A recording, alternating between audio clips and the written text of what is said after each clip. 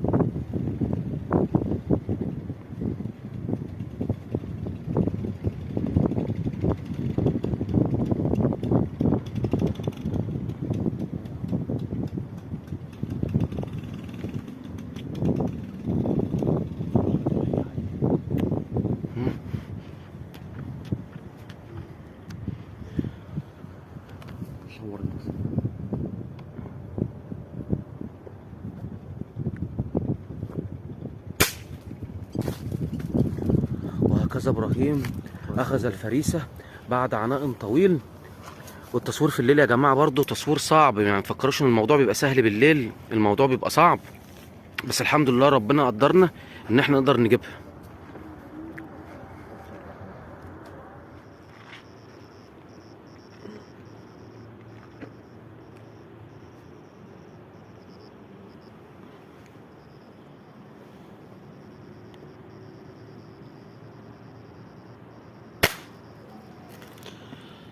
كده تمام، قدر يوصل للفريسة وجابها اهي قدامكم اهي يا جماعة. وده في ظلام الليل في منطقة يعني ايه مفيش فيها نور خالص. قرب الكاميرا عليه شوية.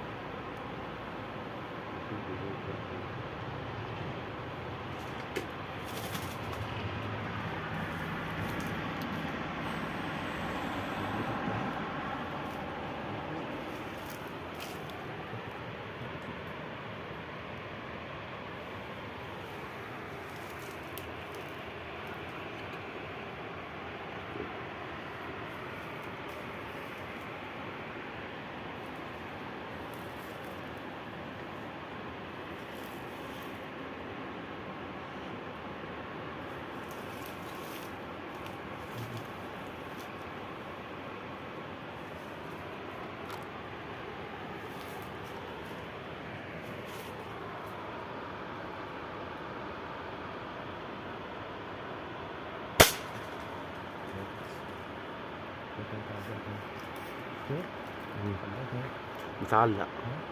طبيعي تقع. اديها تاني. ادي ده واحدة كمان؟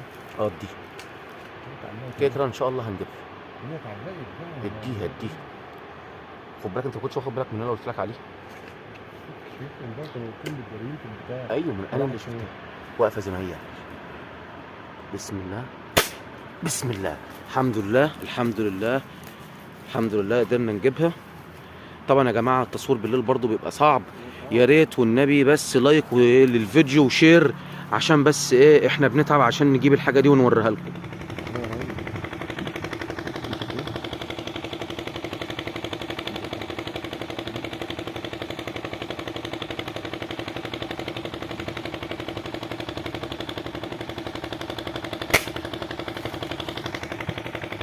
دي يا ماما برضو يا جماعه قدرنا ان احنا برضو نجيبها برضو، الحمد لله ربنا قدرنا ان احنا نقدر نوصل برضو ليها ونجيبها.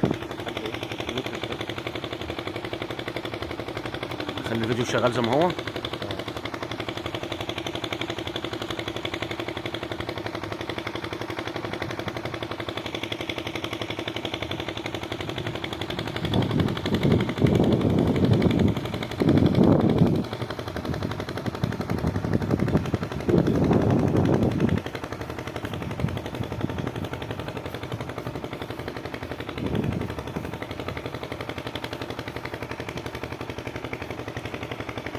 افصل بقى الفيديو ده. اوكي يلا. اه